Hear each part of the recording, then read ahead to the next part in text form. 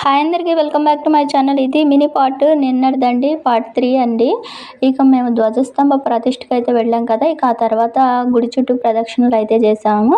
ఇక మా చిన్నోడిని అయితే గుడికి తీసుకెళ్దామని చెప్పి స్కూల్కి అయితే మానిపించాను. అందులోనూ వాడికి కొంచెం దగ్గు జలుబు లాగా అయితే ఉంది. వాటర్ కూడా ఎక్కువ తాగట్లేదు అనుకుంటా, యూరిన్లో మంట అని చెప్తున్నాడు. ఇక ఇంటి దగ్గర ఉంచి వాటర్ అది ఇస్తూ ఉన్నాను.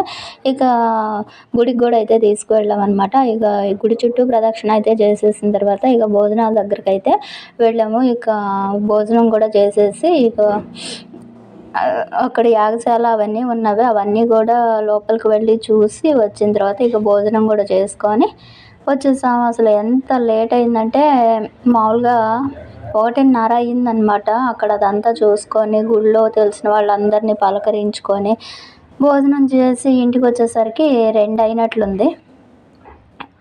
ఇదండి నిన్నటి వ్లాగ్. మన వ్లాగ్స్ ఏమైనా నచ్చితే